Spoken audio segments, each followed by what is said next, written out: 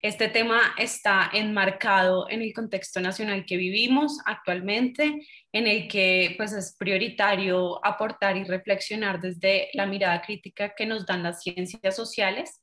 Les doy las gracias por conectarse, que pues estamos en un panorama en el que no es fácil, entonces muchísimas gracias. Este espacio lo organizan las carreras de Antropología y la carrera de Sociología de la Facultad de Ciencias Sociales de la Universidad Javeriana, y nos acompañan como panelistas la profesora Alexandra Martínez. Ella es directora del Departamento de Sociología y profesora de la carrera de Sociología. Ella también es doctora en Sociología de la Universidad de Salamanca, máster en Sociología y Cultura de la Universidad Autónoma de Barcelona y socióloga de la Universidad del Valle. Y nos acompaña también la profesora Luisa Sánchez. Ella es directora del Departamento de Antropología y profesora de la carrera de Antropología. También es doctora en Sociología de la Universidad de París y magíster en Antropología Social de la Universidad de los Andes. La profesora Giovanna Micarelli nos iba a acompañar, pero por razones personales no pudo acompañarnos, se disculpa y pues esperamos en otro momento contar con su participación. Si alguno quiere saber algo concreto sobre los programas, les voy a compartir el enlace en el chat. También si tienen dudas, daremos al final de la sesión unos 20-15 minutos para responder a todas las inquietudes que les surjan de esta conversación, que durará 40 minutos aproximadamente. Entonces, cualquier duda pueden ponerla en el chat y la estaremos conversando también. Bueno, pues no sé si Luisa y Alexandra quieran agregar algo más de sus perfiles o algo más antes de iniciar. No, muchas gracias, Gabriela. Sería interesante, entiendo que son estudiantes de colegio, ¿no? Las personas que están. ¿Sí? Sí, pues creo que O- son varios perfiles, pero principalmente sí. vale. No, pensé que eran solamente de colegio, que sería interesante verlos. Sí, Eh, pues principalmente sí, no sé si puedan poner cámaras en Nata, si les dan los permisos Ya les damos permisos, un para que segundo. puedan Al menos un poner minutico para saber a quién un nos dirigimos. ratico la cámara y el Eh, micrófono también, si es posible, para saludar. ya pueden activar micrófonos. Por favor, intenten alguno. ¿Quién me dice? Bueno, a quienes están conectados y los invitamos a abrir sus cámaras para saludarles. Hola Luciana, bueno, si Muy alguien más bien, quiere sí. poner su cámara para vernos, que a veces es bueno también no sentirnos tan lejanos. También Manuel ya conectó su cámara, muchas gracias. Qué bueno, así nos sentimos más cerca. Bueno, pues yo voy a iniciar con la primera pregunta. También si alguna persona pues tiene alguna pregunta que le surge, podría levantar su mano para tener en cuenta su participación. Bueno, entonces lo primero que quiero que conversemos, Alexandra y Luisa, es sobre en qué consiste y qué lugar tiene la investigación colaborativa y en campo en estos ámbitos de la antropología y la sociología. ¿Qué es esto de la investigación colaborativa y en campo y cuál es su importancia? Bueno, Alexandra, te doy paso. bueno, gracias, Gabriela. Básicamente, digamos, la investigación colaborativa viene de una tradición de hacer investigación.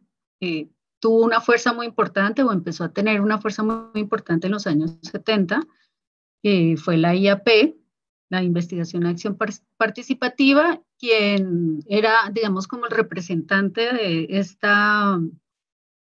esta línea, digamos, de trabajo en sociología. Falsborda fue sociólogo, trabajó en la Universidad Nacional. El trabajo que hizo fue un trabajo muy importante sobre campesinos en Boyacá, bueno, campesinos de los Andes. El trabajo de él básicamente consistía, o digamos que su recomendación básicamente consistía en que el conocimiento debía ser de acceso a todo el mundo, ¿no? Que no fuera solamente un conocimiento que le perteneciera a los intelectuales, que le perteneciera a los académicos, y desde ese lugar, pues también implicaba otras cosas, por ejemplo, que la relación del investigador con las personas con las cuales trabajaba sus proyectos de investigación no podía pensarse en una relación distante, no podía pensarse dentro de unos marcos que en su momento estaban muy en boga todavía, que eran estos marcos de la objetividad, ¿no? Digamos, había que tener una distancia del objeto para que el investigador fuera objetivo en sus investigaciones. Lo que hace Falsborda es rescatar la experiencia subjetiva, rescatar la posibilidad que las personas tienen, digamos, dentro de este marco de investigación, de aportar desde su propio saber, y con esto Falsborda pretendía deselitizar la investigación.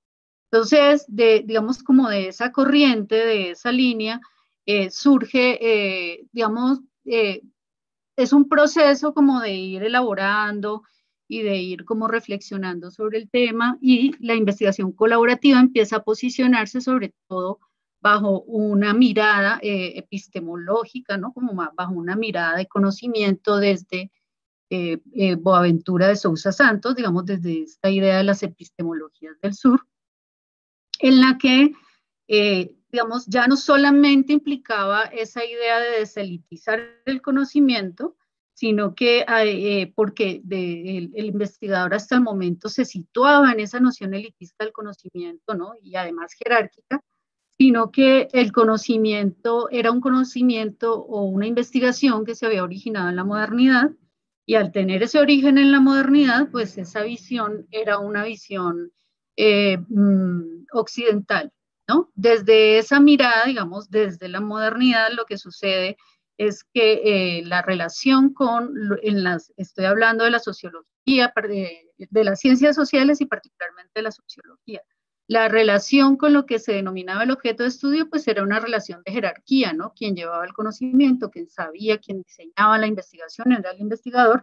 Y claro, al enfrentarse, digamos, a ese espacio de comunicación con las personas que se suponía iba a comprender, o ese mundo social que iba a investigar, lo que hacía era generar una jerarquía con estas personas en el conocimiento, digamos, occidental. Entonces, lo que hace las epistemologías del sur es romper esas jerarquías y decir que el conocimiento no se puede abordar de esa manera.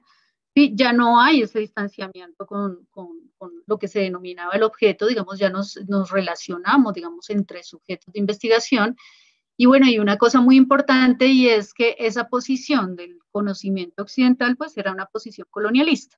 Entonces había que descolonizar, digamos, el conocimiento, o sea, partir de otras formas de comprender a los otros, partir de otras formas de relacionarse con los otros. Entonces, esto pues evidentemente implica unos cambios muy importantes en las metodologías y en la manera de relacionarse con las personas. Ya uno se relaciona con las personas, digamos, desde su subjetividad, desde quiénes son, desde lo que las personas saben, es decir, su conocimiento, ¿sí? También tiene, digamos, una importancia, y aquel trabajo que se va a realizar, Boaventura de Sousa tiene un término que se llama la ecología de saberes, que quiere decir que el saber se construye conjuntamente. Entonces, en esa ecología de saberes, no solamente hay un diálogo, es decir, no solamente hay una relación con los otros en la que el investigador construye conocimiento y además le brinda conocimiento a las personas, sino que las personas también tienen conocimiento y le brindan ese conocimiento al investigador. Entonces, esto cambia mucho el sentido de la investigación en campo, porque cuando uno, por ejemplo, trabajo con poblaciones guayú, con pueblos guayú en La Guajira, trabajo con poblaciones Inga y Kamsá en el Putumayo y con aruacos en la Sierra Nevada. Y en este trabajo es muy interesante cuando uno está, digamos, en esa dimensión de la colaboración, encontrar que lo que uno hace en campo con las comunidades indígenas es aprender, ¿sí? Es decir, no es solamente que lleva el conocimiento, sino que todo lo que va a hacer se construye conjuntamente y además uno aprende una gran cantidad de cosas. Entonces, por ejemplo, en el área en la que yo trabajo, que es sociología visual, cuando me encuentro, digamos, en campo con ellos, y trabajamos con video, trabajamos con fotografía, con montajes de exposición. Entonces, cuando vamos a campo, todos esos los videos que se realizan, las fotografías que se realizan, los montajes que se realizan, que son el resultado de un proceso de investigación, se hacen conjuntamente. Entonces, en un video, por ejemplo, lo que sucede es que esto lo hemos hecho en La Guajira, por ejemplo, allí hemos hecho un corto de ficción y un documental, ¿cierto? El corto de ficción se llama Sueños de Outsu y el documental se llama Cuando la Tierra era Ma. En esa relación las decisiones se toman conjuntamente, es decir, ellos son actores, ¿sí? En los videos, ellos trabajan en la dirección, ellos trabajan en todo lo que tiene que ver con escenografía, en escoger las locaciones, trabajan en la dirección de arte, es decir, el trabajo se hace conjuntamente y en el guión, por ejemplo, el guión que nosotros llevábamos, ellos lo revisaron y lo transformaron completamente, ¿sí? Entonces, a eso es lo que se le denomina colaboración, es decir, es entender que el conocimiento del otro tiene un lugar en esa producción, ¿sí? Que el conocimiento del otro tiene un valor en esa producción. Y esto evidentemente lo que hace es democratizar el conocimiento por un lado y permitir el reconocimiento de las otras personas desde el lugar en el que las personas están situadas, desde el lugar en el que las personas hablan, de la posibilidad de hacer cosas conjuntas y de entendernos conjuntamente como sociedad. Entonces, desde ahí uno ya entiende, digamos, que no puede seguir situando, por ejemplo, a las comunidades indígenas. Hay ciertos sectores de la población que entienden las comunidades indígenas como que vivieran en el pasado, ¿no? Porque está un poco situada la noción de la modernidad como el deber ser, ¿cierto? Entonces, los sitúan en el pasado y su conocimiento no ha llegado a la evolución del conocimiento de la modernidad y eso, digamos, lo que hace es poner en desventaja la relación con el conocimiento del otro, que además es un conocimiento que nos aporta. Entonces, por ejemplo, cuando estamos hablando de lo visual, encontramos que lo que representan las formas y los colores como para pensar en un aporte del conocimiento del lado de ellos. Para nosotros, desde la visión occidental, pongámosle el rojo, que es la sangre, ¿cierto? Para ellos, el rojo en la tradición occidental, de pronto ustedes han visto esto, digamos, en artes, cómo el rojo está asociado a la pasión, cómo el rojo está asociado al erotismo, cómo el rojo está asociado en la tradición occidental a estos referentes. En La Guajira, por ejemplo, el rojo está asociado a la tierra, está asociado al territorio, está asociado a la creación, porque es la sangre y la sangre es la vida. Entonces, ese encuentro, digamos, esa ecología de saberes nos permite también comprender cómo podemos conversar con las otras personas, es decir, cómo las otras personas también nos están aportando. En nuestro caso, por ejemplo, en el caso que les expongo, nos están aportando desde una estética diferente, ¿sí? La construcción estética de las formas y de los colores desde allí es diferente y en ese sentido, claramente no es posible, digamos, llegar a hacer imposiciones. Entonces, eso, lo que hace la investigación colaborativa es abrir un universo de conocimiento mucho más amplio y darnos la posibilidad de compartir, ¿no? Darnos la posibilidad de construir conjuntamente y esa construcción conjunta es lo que nos permite no solamente acercarnos, sino también pensar en otras formas de transformación social, en otras formas de entender la sociedad, en otras formas de pensar, por ejemplo, un mundo más inclusivo, un mundo más lleno de oportunidades para todos, ya que estamos hablando un poco de estos temas actualmente. Gracias, Alexandra. Bueno, ahora quisiera que Luisa nos des esa mirada desde la antropología con la misma pregunta. ¿Qué lugar tiene la investigación colaborativa y en campo en la antropología? Muchas gracias, Gabriela, y voy a tratar de seguir así el mismo camino de pensamiento que me propone mi colega Alexandra, que además me encanta escucharla hablar de sus investigaciones de esa forma así tan apasionada, me dan ganas de saber, de hacerle más preguntas. Voy entonces a empezar por la última parte de tu pregunta, Gabriela, y es qué implica una investigación en campo. Digamos que esa es una pregunta que podría parecer curiosa de hacerle a la antropología, porque tenemos en el imaginario que los antropólogos siempre trabajamos y las antropólogas y hemos trabajado en lo que se llama campo, ¿no? Y resulta que si nos vamos a ver en la historia de esta disciplina, pues eso no siempre fue así, ¿no? Solamente hasta principios del siglo XX, en el marco también de, bueno, de la expansión del colonialismo, de las expediciones científicas, de una cantidad de empresas de ese mundo europeo que se extendía más allá de sus fronteras marítimas, pues aparece esta idea de trabajo de campo en donde, ¿qué era lo que nos encontrábamos? Una serie de, por lo general, hombres, eh, de la élite blanca, era lo que se conocía en ese momento, que iban a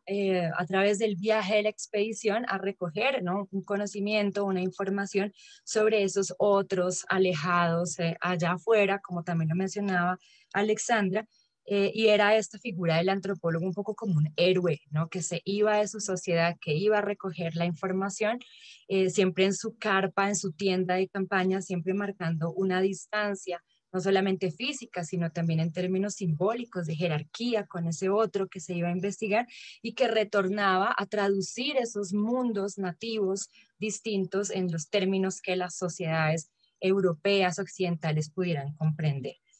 Eso se ha venido transformando muchísimo pues, a lo largo de todo el siglo XX y como lo decía también Alexandra para la sociología, con un momento de quiebre que son los años 70. Y yo también quisiera referirme a lo que pasa aquí en Colombia, cómo empezamos entonces a entender esa investigación, ya no solo en campo, sino además colaborativa en la antropología colombiana. Y aquí también nosotros compartimos un poco las mismas influencias, es decir, que es a partir de la investigación, acción participativa, de las propuestas de Falsborda, que los antropólogos y las antropólogas colombianas también se suman a esta apuesta en un principio por deselitizar, por desjerarquizar el conocimiento, y en los años 70 aparece una corriente en la antropología que podemos llamar como antropología solidaria, eh, y allí pienso en figuras como Víctor Manuel Bonilla, que trabajó en el Cauca, aquí en Colombia en los 70,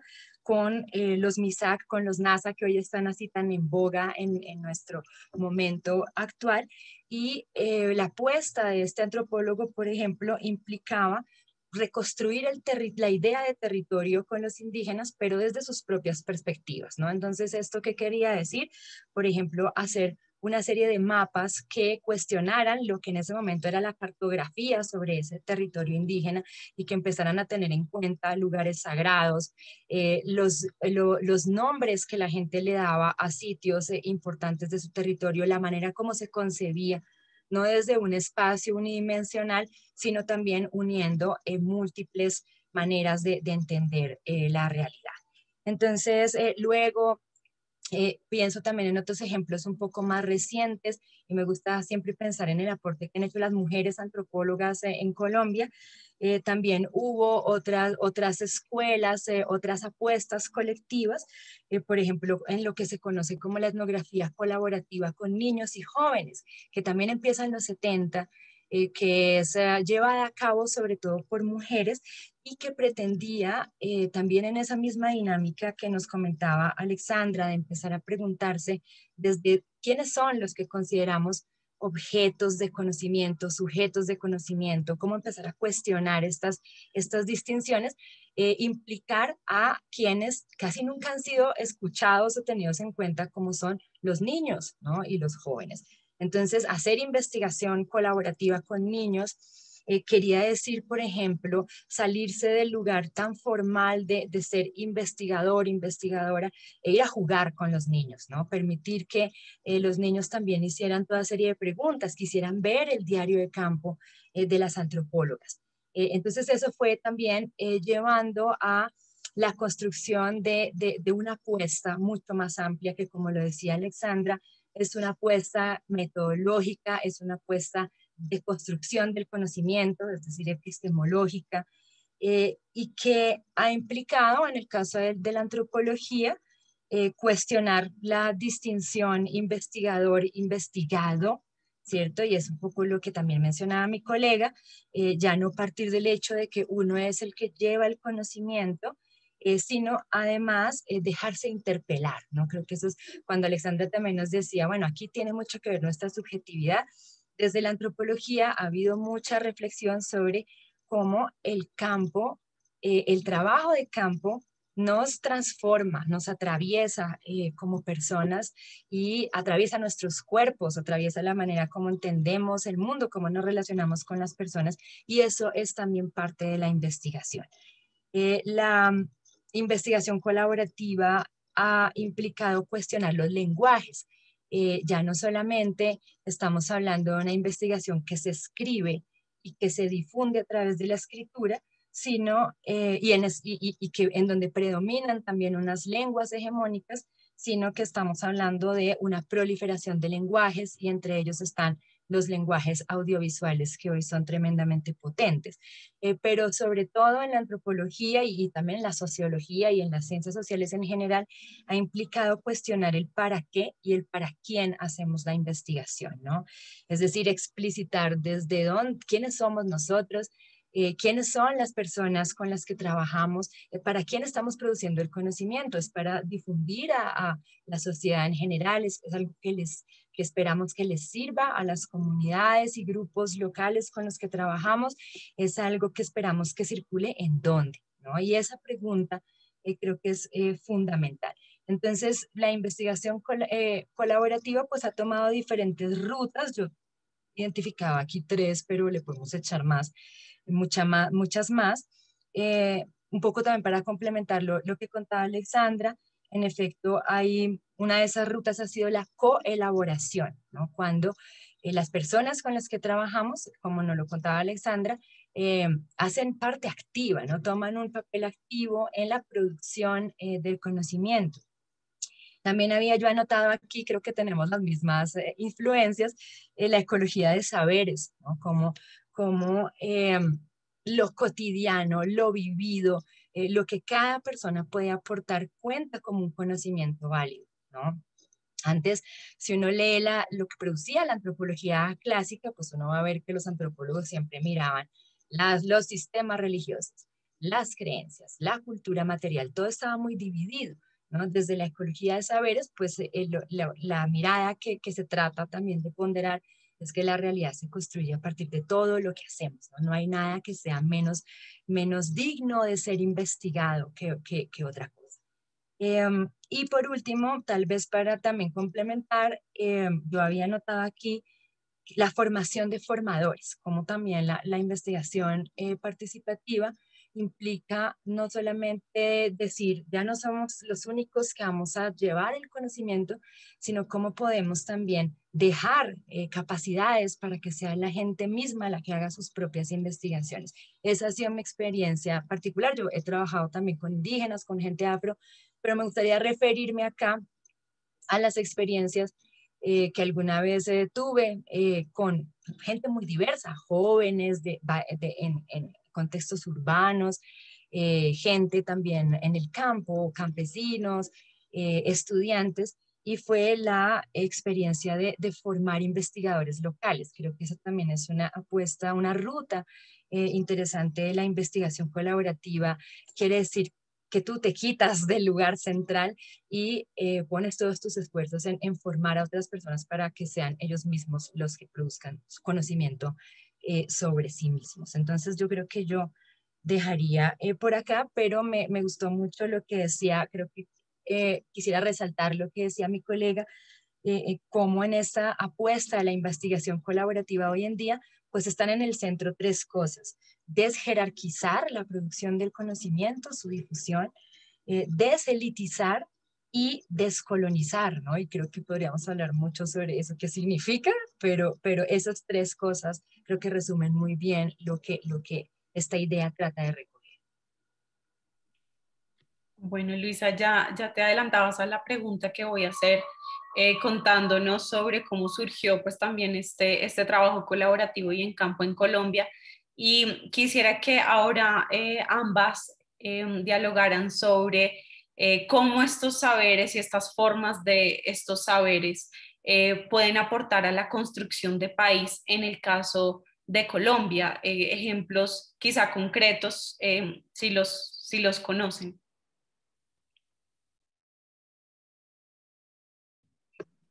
Bueno, ¿quién? La que quiera seguir.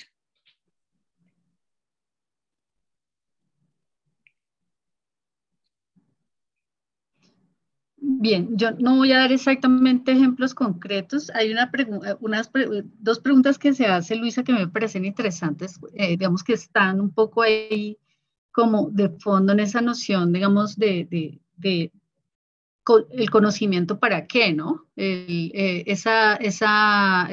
Digamos, la pregunta que haces conlleva mucho a esa referencia del conocimiento, para qué sirve, digamos, para qué investigamos, cuál es la importancia de la investigación y, bueno, en este caso, cuál es la importancia de la investigación colaborativa. Y claramente allí, pues, en esa noción también está implícita una idea de la utilidad del conocimiento, ¿no? El conocimiento debe ser útil. Y esta noción de utilidad, que es una noción muy de la modernidad, digamos, nos lleva a una noción de utilidad muy específica. Entonces, esa pregunta es, bueno, ¿es útil para la vida? ¿El conocimiento es útil para la vida o es útil para la producción? ¿Cierto? ¿A qué nos estamos refiriendo, digamos, con esa noción de utilidad del conocimiento? A mí me parece importante esa reflexión porque nos permite, pues precisamente uno de los cuestionamientos de la jerarquía dentro del conocimiento, que es justamente lo que rompe la investigación colaborativa, es romper, digamos, con esa noción de que la utilidad está referenciada en la producción económica. Y esa noción de utilidad, pues claramente es una noción del conocimiento experto, que es el conocimiento que viene de la ciencia, ¿cierto? Que pues básicamente ha sido utilizado para maximizar la producción y esa maximización de la producción pues nos ha llevado a unos límites, por ejemplo, extractivistas en todo sentido, digamos que si es en el mundo de la producción, pues es el extractivismo de los recursos naturales al punto de generar mucho más capital porque se necesita acumular mucho más capital en las sociedades y la acumulación del capital aparentemente se vuelve una finalidad dentro de las sociedades, ¿cierto? Y al ser esa finalidad, pues uno ahí se pregunta, bueno, ¿y acumular tanto capital para qué? Si las desigualdades prevalecen, si mantienen las condiciones sociales en una base social muy amplia, es decir, si ese capital se concentra en un 20% de la población mundial, pues entonces, ¿para qué acumular tanto capital si no va a favorecer a la mayoría? ¿Cierto? Entonces, digamos que esa idea de pensar el conocimiento para qué es una idea muy importante, digamos, esa noción de utilidad, porque lo que nos ha permitido pensar, por ejemplo, la construcción del conocimiento a través de una metodología colaborativa es que la vida cobra un sentido, ¿no? Es decir, el conocimiento no es solamente para producir, el conocimiento es para saber más de la vida social, el conocimiento es para lograr unas mejores condiciones de vida, el conocimiento es para generar nuevas formas solidarias, el conocimiento es para establecer unas relaciones sociales que nos permitan ser más felices incluso, es decir, como sociedad, de querernos un poquito más, estar más cerca, entablar, digamos, diálogos con el otro, reconocer a los otros y reconocer a las otras, y no, digamos, mantener esos distanciamientos en los que nos hemos visto inmersos con ese desarrollo actual, digamos, a lo que nos ha llevado, digamos, todo lo que supone es la producción de conocimiento. Entonces, uno se pone a pensar en experiencias útiles, por ejemplo, de la investigación, dónde se ha utilizado la investigación-acción que se vuelve tan importante, por ejemplo, en el ámbito de la educación. Sí, ha sido muy importante la investigación-acción, pero también ha sido muy importante las metodologías colaborativas, es decir, ya no es solamente que los estudiantes participen, porque una de las cosas que mantenía la investigación participativa todavía mantenía, digamos, como el dominio del investigador en esa noción de conocimiento. Él producía un informe, lo traducía al lenguaje de la comunidad para que la comunidad entendiera, digamos, en sus mismos términos, pero digamos que esto estaba muy en el lugar del investigador. Lo que, por ejemplo, se desarrolla en las aulas es que hay un diálogo con los estudiantes, ¿cierto? Los estudiantes construyen, si nos ponemos a pensar, por ejemplo, en la escuela contemporánea, donde los estudiantes ya no requieren del aula para formarse académicamente únicamente, ¿cierto? Donde el aula es un espacio de formación, pero hay otras cosas para formarse, están, digamos, las redes sociales, ¿cierto? Está, digamos, todo el desarrollo de las TICs, la cantidad de dispositivos a las que ellos tienen acceso por donde les llega una gran cantidad de información, les permiten otros procesos de aprendizaje. Entonces, esa idea que nosotros teníamos de la adolescencia, ¿cierto? En la que al parecer era el estudiante receptáculo de conocimientos que el profesor impartía, digamos, esta visión, digamos, del pasado de la educación, desaparece, ¿cierto? Digamos, en estas formas, digamos, a una de las cosas que ha llevado, digamos, esta forma de trabajar, digamos, para hablar de construcción de país, es abrir unas nuevas formas pedagógicas dentro del aula, ¿cierto? Entonces ya el estudiante participa, el estudiante construye con sus maestros, porque el estudiante tiene algo que decir, el estudiante tiene algo que aportar, y la subjetividad aquí cobra un valor muy importante porque nosotros vemos, pues, evidentemente, en los cuerpos, en las subjetividades, pues se encarnan, por ejemplo, las emociones, ¿cierto? Entonces, un estudiante que habla desde sus emociones y permite, digamos, desde sus emociones, dar a conocer, digamos, a los otros quién es, nos permite también conocer un poco más de los seres humanos. Es decir, ¿qué está sucediendo ahora con las movilizaciones de los jóvenes? Pues que hay encarnada una rabia, que hay encarnado un enojo y ese enojo llevó a movilizar, ¿cierto? La rabia produjo la movilización, ¿cierto? Y ese está encarnada en los cuerpos y esa rabia es la que los potencia, digamos, dentro de estas manifestaciones que estamos teniendo desde el 28 de abril, bueno, desde el 23, digamos, ya se venían, digamos, convocando, ¿cierto? Entonces, esto que está sucediendo no es gratuito porque son jóvenes que se han ido, ¿no? Encontrando con información a través de las TICs, a través de otros medios que no son necesariamente el aula, ¿sí? No es solamente ese espacio de impartir conocimientos en el aula, hay otras redes a través de las cuales ellos reciben información y eso se ha aprovechado mucho en el mundo de la educación. Es decir, en el mundo de la educación han emergido nuevas pedagogías justamente sobre la base de esa co-construcción de conocimiento con los jóvenes. Ahora que Luisa hablaba de los niños, digamos, de trabajar con los niños, por ejemplo, nosotros tuvimos una experiencia en La Guajira con una escuela que queda, una escuela rural en Manaure, en una comunidad que se llama Uriyunaca, donde no llega, pues donde no hay agua, no hay luz, no hay señal de teléfono, no hay transporte, no hay nada, ¿sí? Las aulas, hay 4 salones en concreto y los otros son al aire libre, pues porque no hay recursos para construir los otros salones.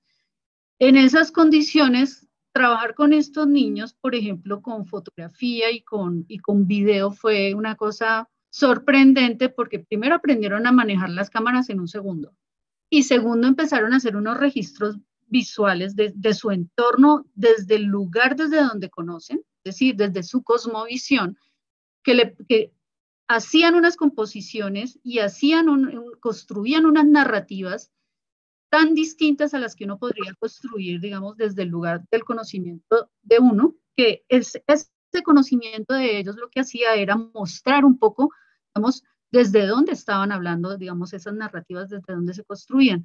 Entonces, estos, por ejemplo, elementos se han tenido muy en cuenta ahora, digamos, se habla mucho de la interculturalidad y del diálogo de saberes. Bueno, el diálogo de saberes tiene una crítica y es que el diálogo de saberes siempre permite la imposición de una agenda que es la agenda hegemónica y entonces por eso la ecología de saberes, ¿no? Que genera, digamos, más horizontalidad. Entonces, en esa relación del diálogo de saberes, por ejemplo, todo el conocimiento que se construye, el conocimiento de las comunidades de la Amazonía, ¿cierto? En este momento se está haciendo mucha reflexión sobre la importancia, digamos, de este conocimiento para la sustentabilidad bioeconómica. ¿Y eso qué quiere decir? Quiere decir que si nosotros no nos aproximamos a otra forma de entender el mundo que no sea extractivista, pues simplemente el ecosistema se va a deteriorar, se va a acabar con todas sus especies, incluyéndonos a nosotros, ¿cierto? Y es esta percepción del mundo, esta cosmovisión, esta construcción del mundo que tienen las comunidades indígenas, lo que hace que los investigadores, y no solamente pues estamos hablando de las ciencias sociales, estamos hablando de la biología, estamos hablando de la ingeniería, estamos hablando de distintos ámbitos de producción de conocimiento, ¿cierto? Estén pensando, digamos, en la incorporación de formas de conocimiento que hagan el mundo mucho más sustentable. Entonces, si uno ve, esos son procesos de transformación y de construcción de país. La Amazonía, somos uno de los países que, digamos, hace parte de la Amazonía, ¿cierto? Y creo que esto, digamos, es un elemento fundamental para tener en cuenta dentro de esos procesos de colaboración. Yo dejaría, digamos, como esos dos ejemplos, el de la educación y el conocimiento ancestral, digamos, como un aporte a la posibilidad de que sigamos sobreviviendo como especie, porque en últimas es el fin, ¿cierto? Para darle paso a Luisa, porque veo que el tiempo también ya se reduce, y también para poder conversar con quien quiera hacer preguntas. Sí, pues aprovecho para invitarlos e invitarlas para hacer sus preguntas en el chat o levantar la mano, sí, para darle pues un lugar importante a las dudas que tengan. Y bueno, te doy paso, Luisa, con esta misma pregunta y también, o sea, ¿en qué contextos en nuestro país puede aportar la antropología? Bien, parto de la distinción que hacía Alexandra, que me parece también un lugar interesante para intentar dar una respuesta a esta pregunta, y es esta distinción que ella hacía sobre, bueno, ¿para qué el conocimiento? El conocimiento es para la vida, en lo que eso quiere decir en términos muy amplios, o es para la producción, ¿no? Para la producción en esta lógica de acumulación, de crecimiento, de extractivismo sin límites. Y parto también de esta idea porque yo diría que la investigación colaborativa, y algo que decía también Alexandra interesante, es que la investigación colaborativa no solo sirve en el marco de la academia, ¿no? Sino que se expande también, es otra manera de entrar en relación con la gente. Eh, entonces, teniendo en cuenta estas dos cosas, ¿no? Que podemos tomar dos posiciones, o bien el conocimiento es útil para la producción en esta lógica, o bien o pensamos un conocimiento útil para la vida.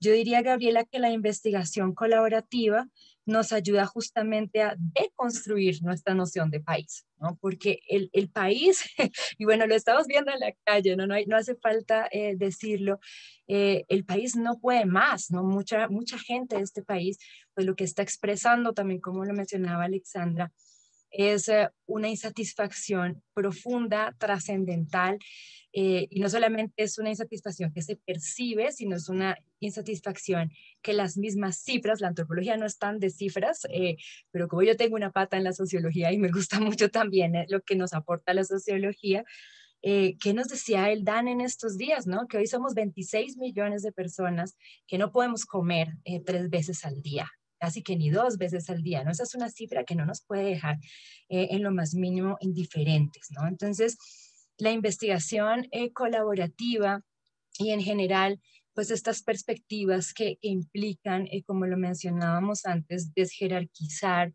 dejarse atravesar, ponerse en el lugar del otro, poner el lugar de la empatía como un lugar también válido de construcción del conocimiento, pues yo pienso que nos sirven para apostarle a la idea de que el conocimiento nos debería aportar a la vida, y no solamente a la vida como la ha entendido Occidente, la modernidad, la academia, las perspectivas, qué sé yo, muy medicalistas de la vida, sino tomando en cuenta las distintas maneras de entender una buena vida, ¿no? Yo aquí me quisiera referir a 3, ¿no? La vida digna, que es lo que nos postula hoy los movimientos sociales, por ejemplo, los movimientos campesinos que están allá afuera, que han sido tan activos en estos últimos años.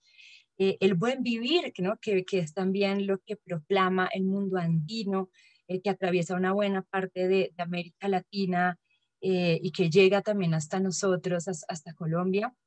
o la abundancia, que es una perspectiva muy interesante, una filosofía de vida, que es la de los indígenas de una parte de la Amazonía colombiana, en donde la abundancia no es solo la abundancia de recursos, es la abundancia de relaciones, ¿cierto? Porque son las relaciones, es el parentesco, es el poder vivir rodeados de afecto, lo que también para la gente del Amazonas nos permite producir comida, producir unas condiciones de vida objetivas que sean mucho más dignas y que nos hagan personas más felices, ¿no? Que es también un poco lo que nos comentaba Alexandra. Entonces yo pienso que estas perspectivas nos ayudan a deconstruir, pero sobre todo nos ayudan a un ejercicio que es también tremendamente necesario y que las diferentes corrientes que se enmarcan en estas perspectivas nos invitan a hacer, y es esto que hoy se ha vuelto también muy de moda, pero que a mí me parece muy potente, muy sugestivo,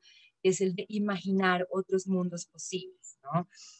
Pienso que estos ejercicios de diálogo, el escuchar los niños, los campesinos, los indígenas, la otra gente, el vecino que está allá al otro lado, y darle valor epistemológico a lo que esa persona tiene para decir, a la manera como hace concretamente la vida, cómo produce la vida, también nos ayudan a imaginar que este país, ¿no? Para dar respuesta a tu pregunta, no tiene que ser lo que es en este momento, sino que hay otras alternativas. No tenemos solo una forma de entender el desarrollo o de entender la paz o el territorio o cómo luchar contra la desigualdad, sino que también hay formas muy creativas que la gente lleva poniendo en marcha desde hace miles de años y que están allí muchas veces a la mano, pero que nos cuesta mucho reconocer como propuestas válidas, ¿no? Entonces, hoy sí que nos serviría esta perspectiva. Hoy cuando tanta gente allá afuera está diciendo, queremos hablar, queremos sentarnos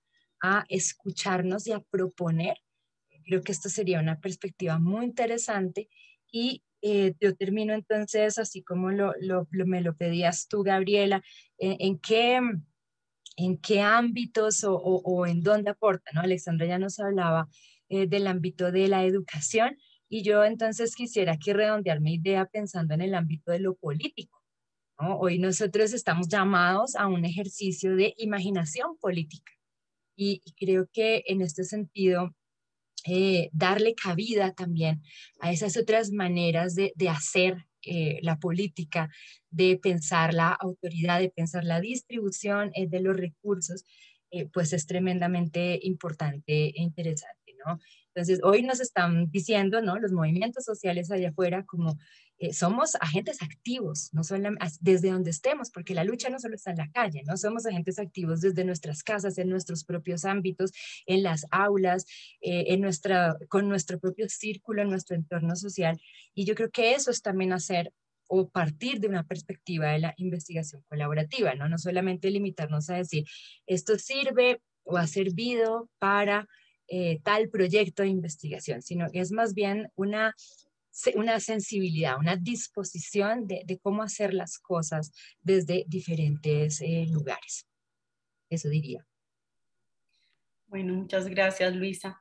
Ya le damos espacio a las preguntas del público, entonces todo lo que quieran aportar en el chat, pues tienen ese espacio, pueden levantar la mano. Daniela Maya nos hace la siguiente pregunta. Buenas tardes. ¿La investigación de campo y colaborativa aplicaría para otras áreas de la antropología? Luisa.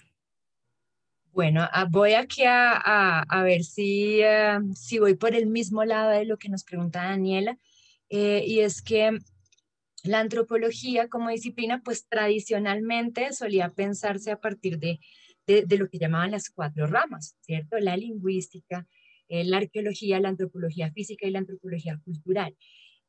No sé si vaya por ahí, pero si va por ahí, Daniela, tu pregunta, te podría decir que sí aplica a otras áreas de la antropología. Y se me ocurre aquí pensar en un ejemplo que me gusta mucho y es el de la antropología forense. Estaba muy de moda, que es tristemente muy necesaria en este país tan violento, que no es nuestra especialidad en la Javeriana, pero dialogamos con la antropología forense también.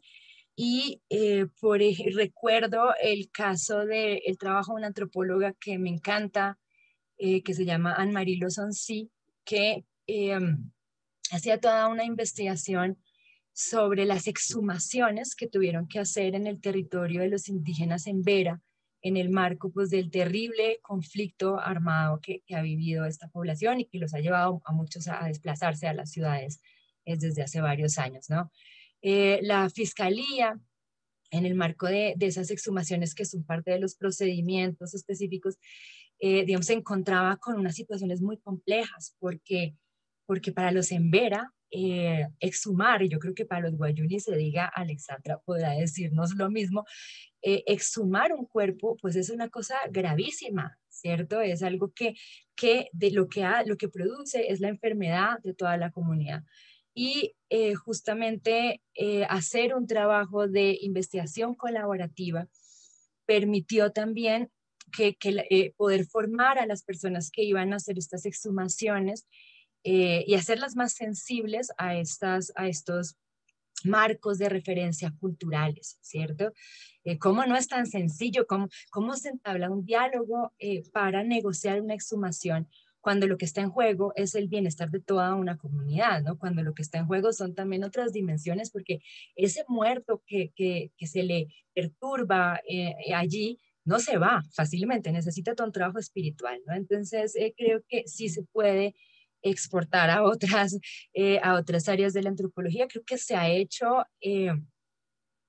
en casi todas, lo mismo en la antropología lingüística, allí también hay cosas muy bonitas y muy interesantes que se han pensado, el lenguaje, que es esta dimensión súper compleja que produce la realidad también, ¿no? Y hoy también lo estamos viendo a nuestro alrededor. Entonces, creo que sí se puede. No tengo tantos ejemplos de la arqueología porque es quizás el área de la antropología que me es más lejana, pero esperaría que también se estén planteando este tipo de cosas. Lo hemos visto, podemos ver en casos que tienen que ver con disputas sobre el patrimonio arqueológico. Ahí sí ha sido muy chévere eh, ver aplicada estos principios de investigación colaborativa también para imaginar, por ejemplo, modelos de gestión de cosas como el Camino Inca, que atraviesa como 3 países de América Latina. Incluso lo vemos aquí en Colombia con el tema de las piezas del Museo del Oro que pertenecen a los indígenas de la Sierra Nevada de Santa Marta, ¿no? Como hay toda esta controversia, ¿qué es lo que nos invita a hacer? Pues justamente a tener en cuenta esta posibilidad de descolonizar, de desjerarquizar, de pensar otras formas, ¿no? Y no solamente decir, ah, pues ahí están los objetos para que vayan a visitarlos en el Museo del Oro. Entonces yo creo que sí se puede aplicar. Por supuesto que la antropología social es pues la que más se ha planteado estas cuestiones, pero creo que sí podemos encontrar diversos ejemplos. Súper, gracias, Luisa. Bueno, pues por ahora no tenemos más preguntas. Si alguien se anima, puede levantar la mano, participar con su micrófono. Yo le quisiera hacer esta misma pregunta a Alexandra. En la sociología, que Alexandra, en la solemos pensar como tan objetiva, tan cuantitativa, o sea, ¿esto también ha permeado otras áreas de la sociología, aparte de esta sociología visual que tú haces, Alex? Bueno, es una pregunta muy interesante porque es mucho más complejo en la sociología, ¿no? Digamos, si se trata un poco como de incorporar esta metodología para investigaciones, por ejemplo, con el trabajo, pensando, digamos, en los trabajos más próximos que están haciendo los colegas, por ejemplo, con los trabajos que se hacen con campesinos y están dentro de un proceso de organización, digamos, de organización y participación campesina, que hace Henry Salgado y que pues en ese contexto, digamos, se interroga mucho, digamos, por el lugar de participación, digamos, de las personas de zonas de reserva campesina, digamos que él está en este momento en Cabrera, que es una zona de reserva campesina.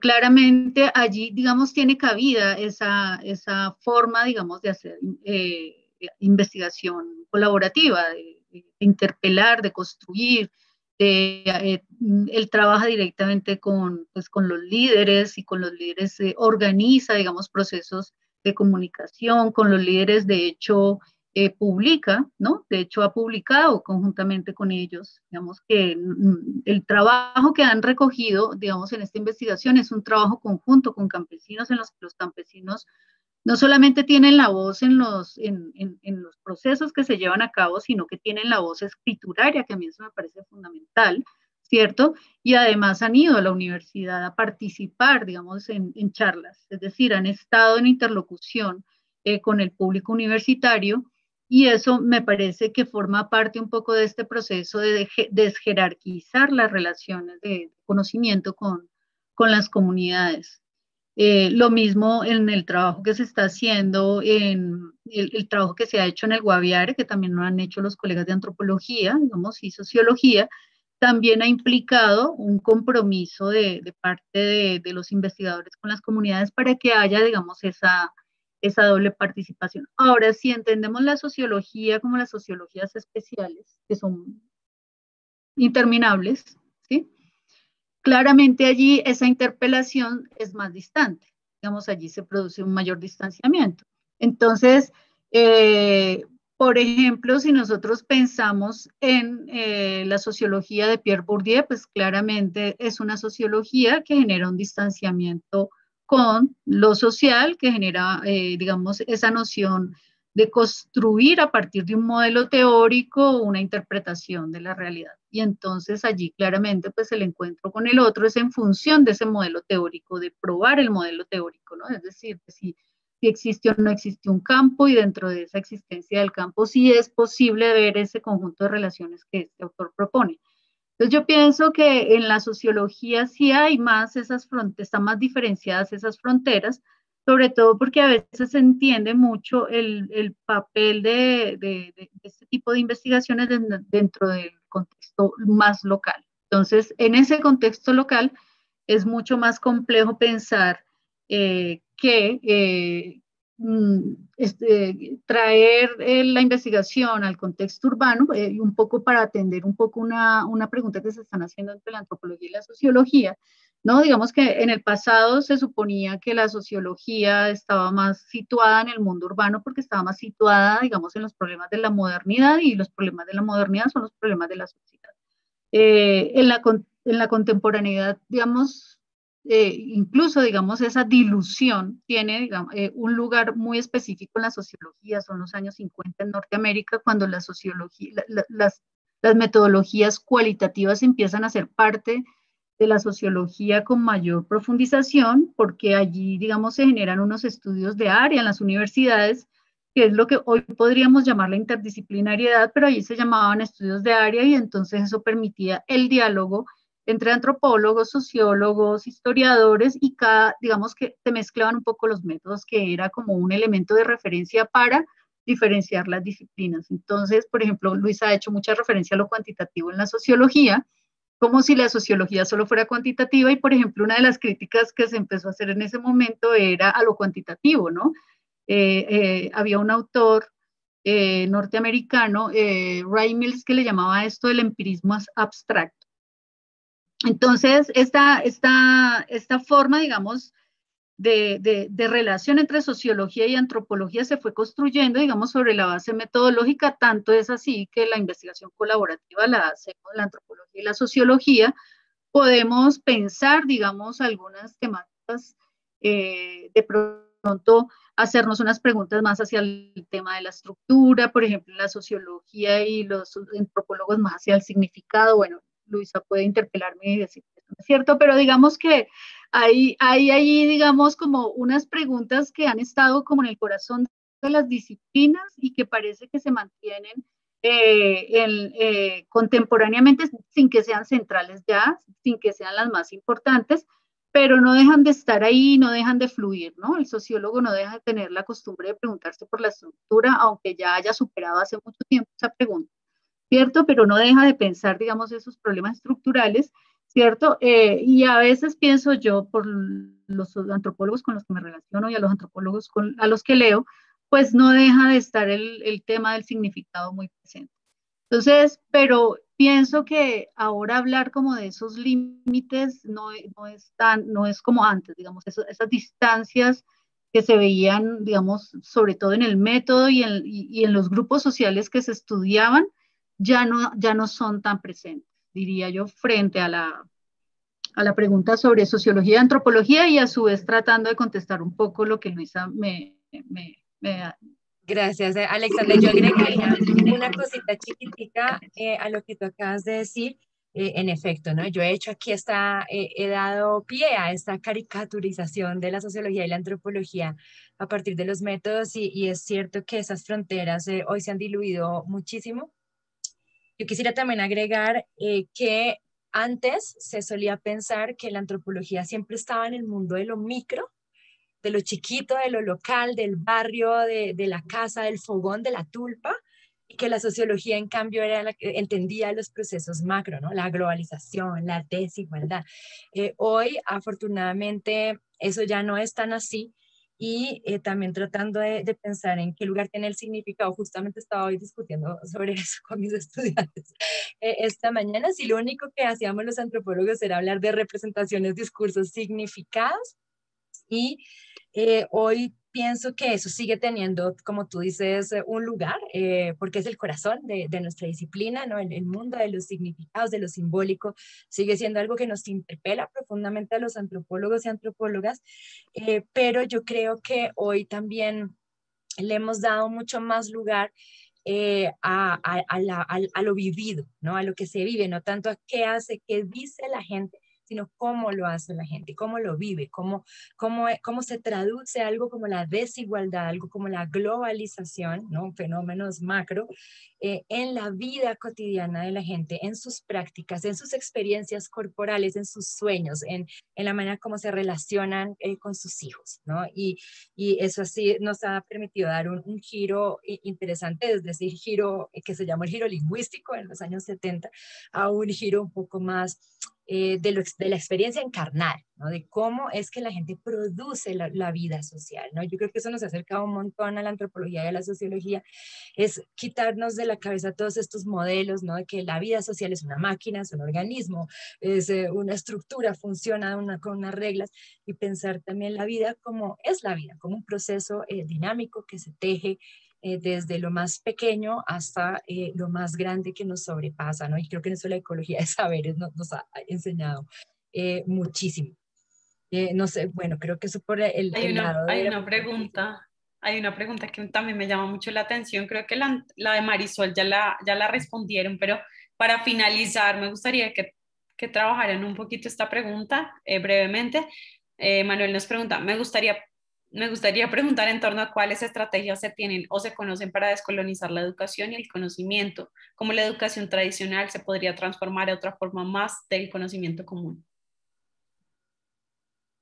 Pues Alex. es una gran pregunta. Es una pregunta, me gusta mucho esa pregunta, me parece muy interesante porque se puede abordar desde muchas partes, desde muchos puntos de vista, sobre todo porque estamos pues pensando la educación como si fuera homogénea y no, en realidad la educación, por ejemplo, pensemos solo en Colombia, pues ahí es muy heterogénea, sobre todo si pensamos la pública y la privada, por ejemplo, estamos enfrentando, digamos, dos niveles de la educación, refiriéndonos un poco a la educación media, ¿no? Y si nos referimos a los colegios privados tienen un abanico de posibilidades educativas, digamos, de distintas formas educativas que uno diría, bueno, ahí ya han pasado por unos procesos pedagógicos muy importantes. Y si nos vemos un poco más situados en la educación que tiene que ver con la educación que se está impartiendo en las comunidades étnicas, pues ahí también nos enfrentamos a un problema también con la educación. Entonces, digamos que la pregunta es sumamente compleja, o sea, pienso que se podría tomar por muchos lugares, pero yo creo que si refirámonos solamente a esta educación, no la de los colegios privados, sobre todo estos colegios que presentan educaciones alternativas, ¿no? Porque pues ahí ya hay unos procesos de investigación muy fuertes que pasan por estas metodologías y que implican evidentemente la participación y la construcción común del conocimiento junto con los estudiantes. De hecho, los estudiantes trabajan por proyectos, los estudiantes vienen, digamos, en unos procesos de construcción de conocimiento desde muy jóvenes, desde que están iniciando su escolaridad y empiezan a hacer investigaciones siendo muy pequeños, ¿no? Entonces, pero si nos referimos un poco a la educación nacional, por ejemplo, esa educación tendría que, ahí tendrían que hacerse muchas rupturas y por eso me parece muy bonita esa intervención, es decir, habría que romper, digamos, esas jerarquías que hay dentro de la educación. ¿Y cómo podrían romperse esas jerarquías? Bueno, lo primero, a mi modo de ver, yo no concibo como un país con alrededor de 105 grupos indígenas no tenga educación bilingüe en las escuelas y colegios públicos nacionales en los que se enseña una lengua indígena, ¿sí? Es decir, no puede ser que nosotros, la segunda lengua más hablada en Colombia es el guayunay, y no puede ser que nosotros no podamos acceder en la escuela al guayunay, ¿sí? Es decir, tenemos unos grupos étnicos a los que los seguimos situando como si estuvieran en el pasado, y no convivimos con ellos porque parece que ellos, como hicieron con la minga indígena en el caso de Cali, las élites lo que hicieron fue violentarlas y decirles que se fueran para el resguardo, por ejemplo. Eso no puede estar sucediendo en un país donde hay más de 105 o alrededor de 105 grupos indígenas, ¿sí? Y eso forma parte, digamos, de pensar de una renovación en la educación nacional. Es decir, es muy importante esa pregunta porque realmente lo que está proponiendo es un reto, ¿cierto? Esta pregunta lo que propone es el reto de que hay que descolonizar esa educación, ¿sí? El reto de que debe haber una renovación educativa, debe haber una transformación en la educación nacional que permita la inclusión, ya no solamente de comunidades étnicas, que son bastantes en nuestro país, sino la inclusión de poblaciones que tienen unas condiciones sociales por las cuales no pueden acceder a ciertas, no es que tengan problemas cognitivos, ni que tengan dificultades cognitivas, sino que hay unas condiciones sociales a las que tienen que atender, ¿sí? En simultánea, es decir, un niño no puede estar rindiendo al 100% en la escuela cuando tiene hambre en su casa, ¿sí?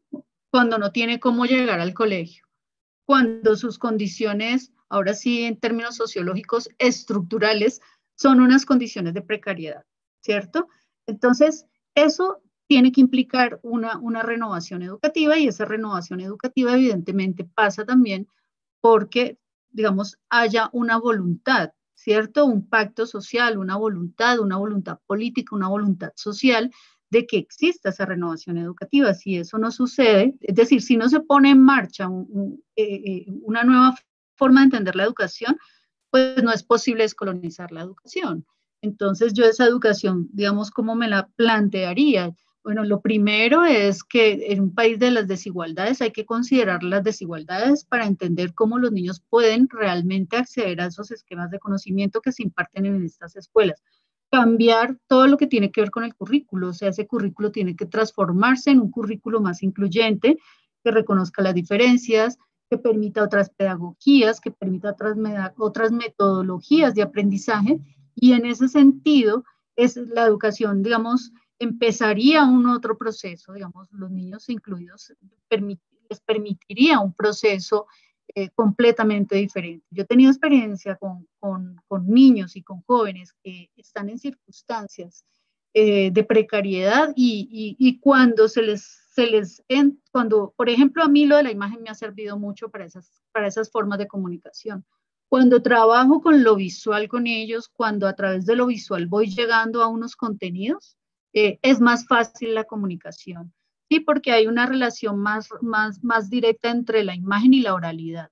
Y esa relación entre la imagen y la oralidad es la que le permite a los niños expresar más fácilmente. Entonces ahí es donde uno va descubriendo todo el sinnúmero de posibilidades que ellos tienen.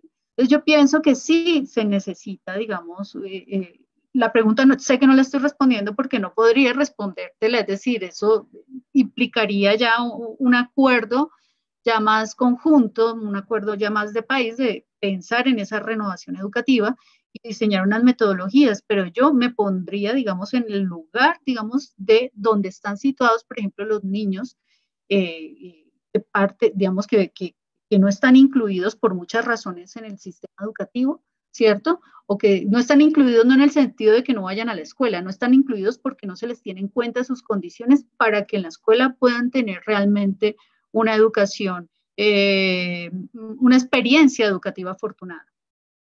Entonces, a eso me refiero.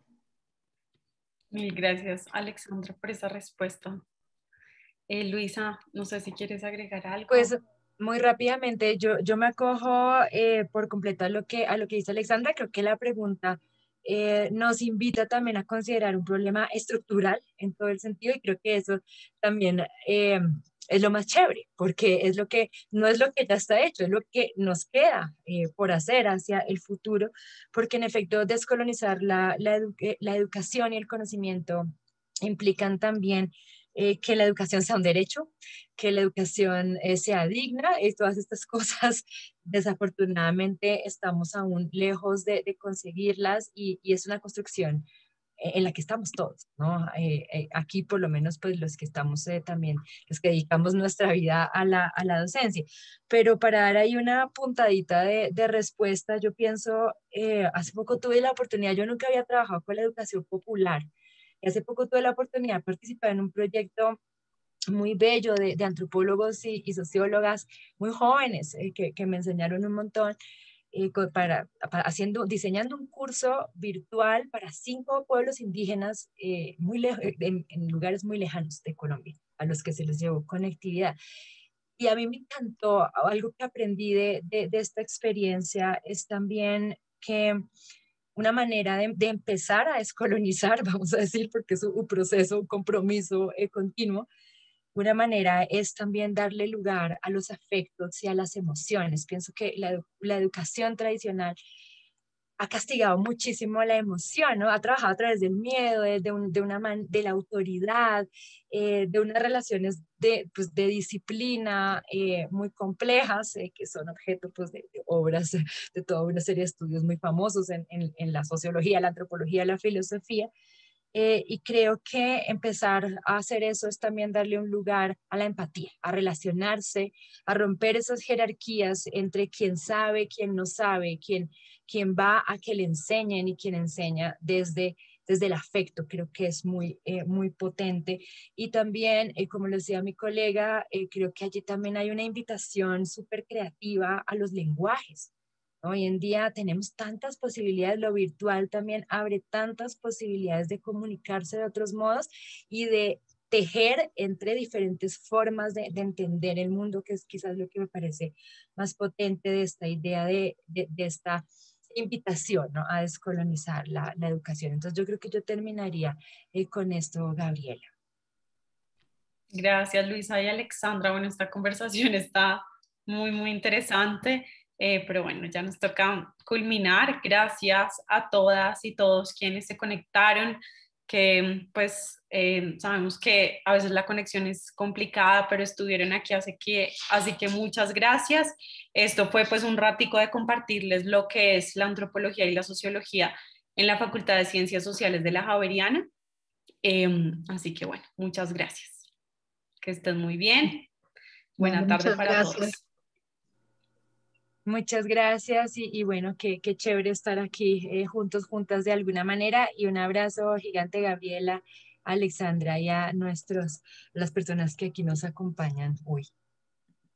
Muchas gracias, Luisa, para ti también. Gracias, Gabriela, por la invitación. Gracias por participar. Vale. Chao. Chao.